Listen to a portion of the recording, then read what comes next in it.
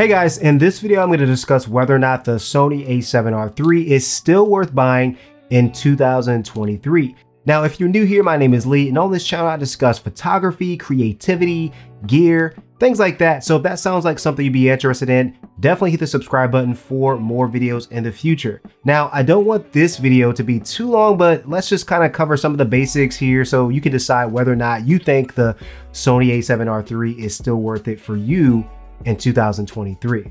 Now, there's probably a few reasons why you're contemplating picking up the Sony A7R III, including, of course, but not limited to the fact that maybe you're moving over to Sony from another system and maybe you want to preserve funds for better glass, which is always a really great idea when moving to pretty much any camera system. And in general, you don't always want to have the best glass possible, right?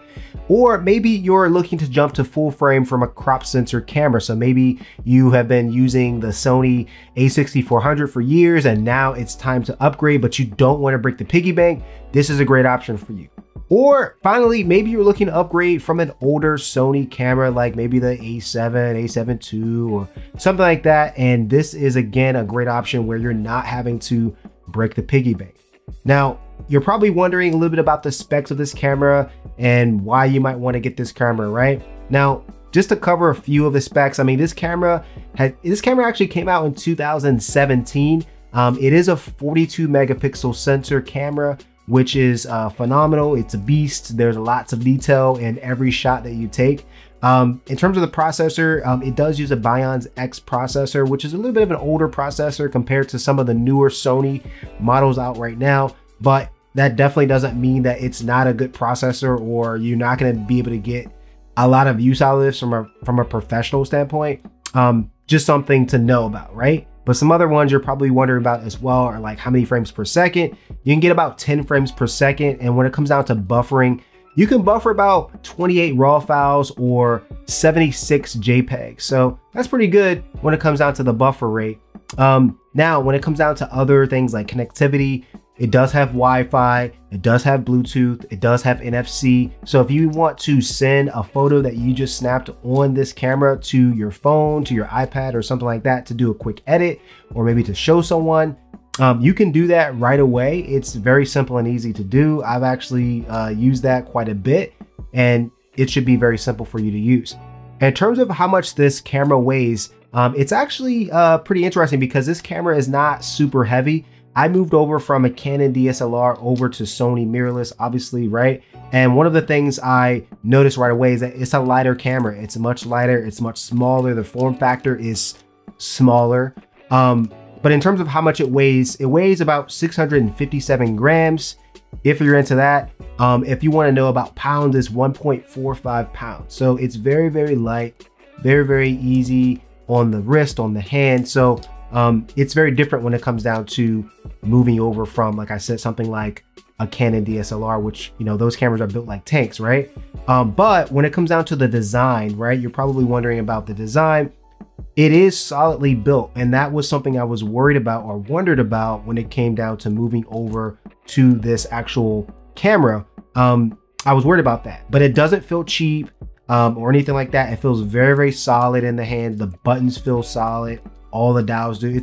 It's great. So if you were wondering about that, don't worry about it. These cameras are great. Obviously, I kind of baby my gear anyway, but I haven't had any issues with these cameras, and I have two of these. So there's that, right? Now, if you are shooting professionally, right? So if you're shooting portraits or weddings and you're interested in a dual card slot, this definitely has dual card slots. Okay, you got one and you got two right there. So one is UHS 2, the other is UHS 1. So you definitely have your dual card slots, and you can choose to write to both or to one, or you can pretty much customize it however you want, which is phenomenal.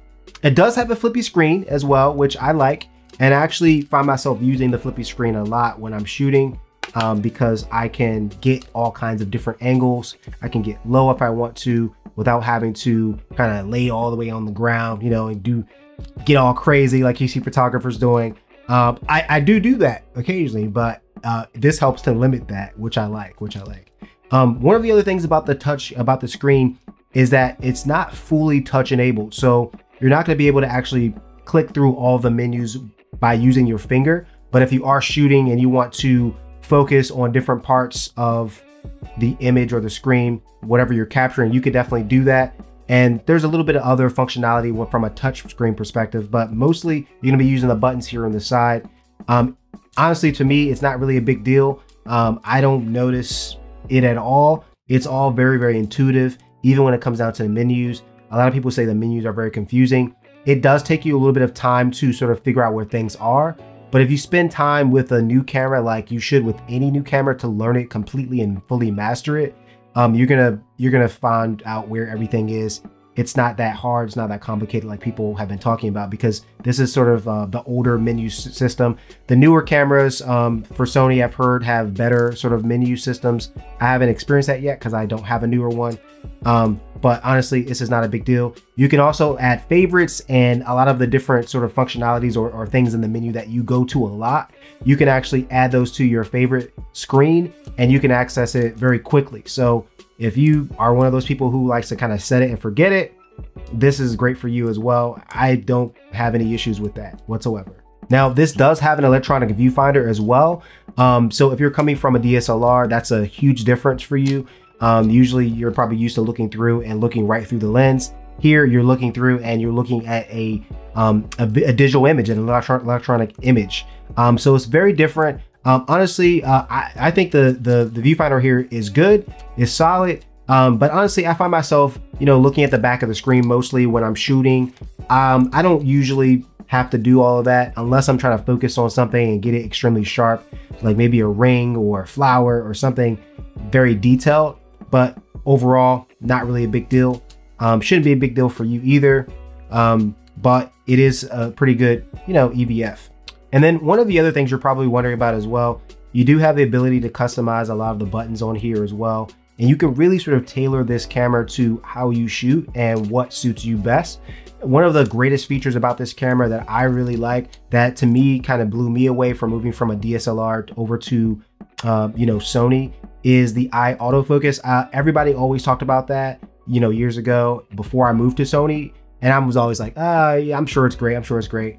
But it's actually really great. And, it's one of those things that until you experience it, you won't know how great it is. But it makes things so much easier. You can just focus right in, or it captures, it snaps right to the eye when you're shooting.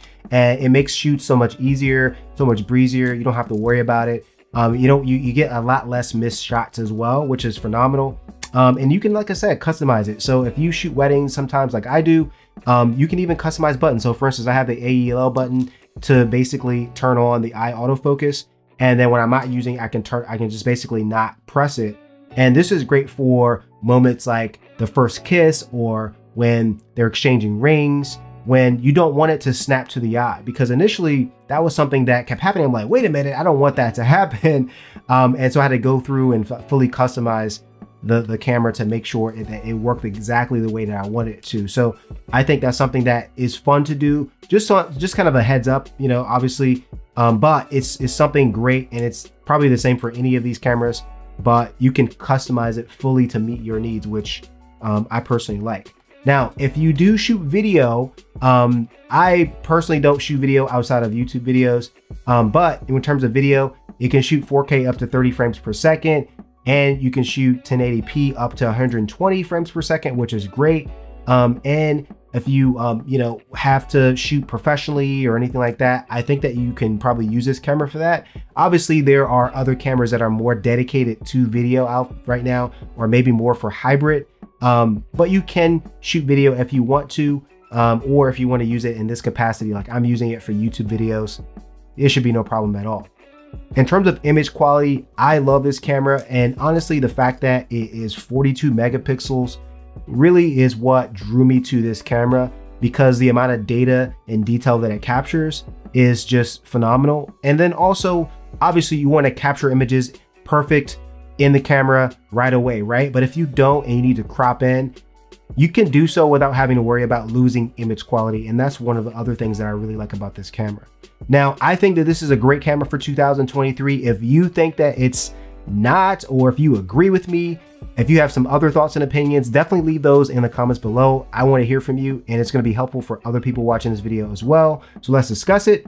Also, If you haven't already, make sure you hit the subscribe button. Thanks for watching this video, and I'll see you in the next one.